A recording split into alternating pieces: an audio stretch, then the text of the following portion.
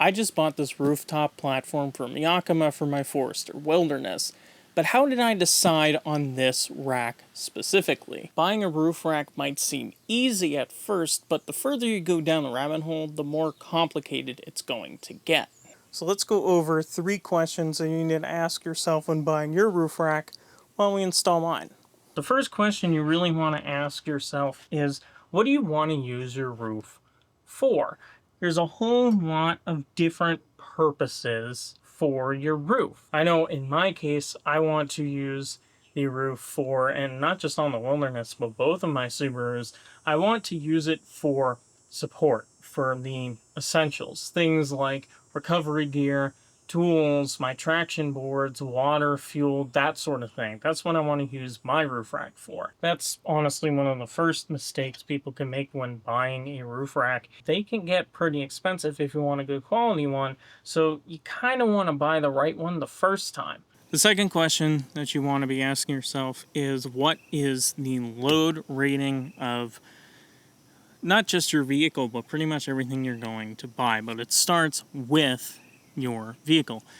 Every vehicle that has some sort of a roof rack is going to have a load rating. The reason for this number is to tell you exactly how much you can carry, but there's a caveat to this number. There are actually 2 numbers.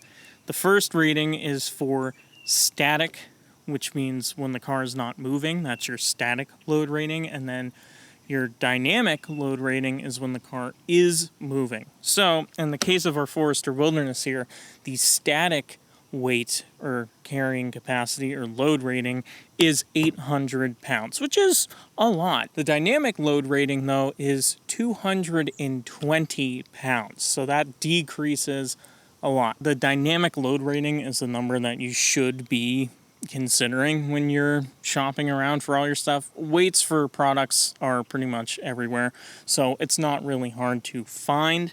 I actually went through and found the weight for all the stuff that I kind of plan on carrying up here to see if it would carry it all, and I actually do have some left over. 220 pounds is still quite a lot of weight to carry, so I think we'll be good. So in figuring out your load rating, first find out what the dynamic load rating and the static load rating is, and then go there from there and subtract everything that you're putting on it from that number. Once when you've answered the first 2 questions, there's only one question left that you have to ask yourself, and that is, what rack or type of rack do you want to buy? There are 4 types of racks. There are roof bars, of course, everyone knows roof bars.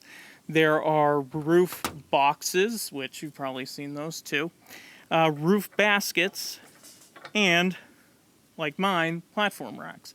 Now, I'm a huge fan of platform racks. I think they're one of the best options, especially if you're going to be overlanding. But just because a flat rack or platform rack works best for me doesn't mean it's going to work best for you. You might find that there is a different type of rack out there that is much better suited for what you need. For example, if you're carrying a bunch of camping items, say like tents or something on top of your car, you can't really bolt that down, so you might want something like a basket.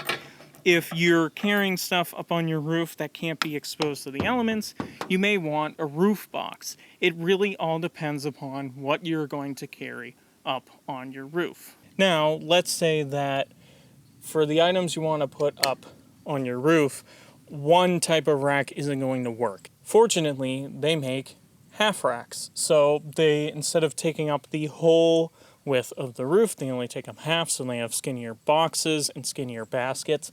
They don't really have skinnier racks. You can always just put a basket or a roof box or even roof bars on a platform rack like this. So you don't have to have half a platform. You can have a whole platform and put whatever you want on top of it. However, considering these racks aren't cheap, it might not be the best idea. I would probably go more the DIY route at that point.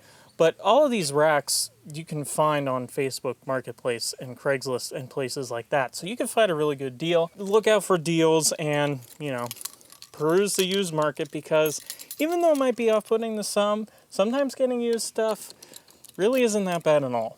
So now you know what you need to ask yourself when buying a roof rack, but if you have any other questions about what you need to do to modify your Subaru for overlanding, you can watch that video right over there.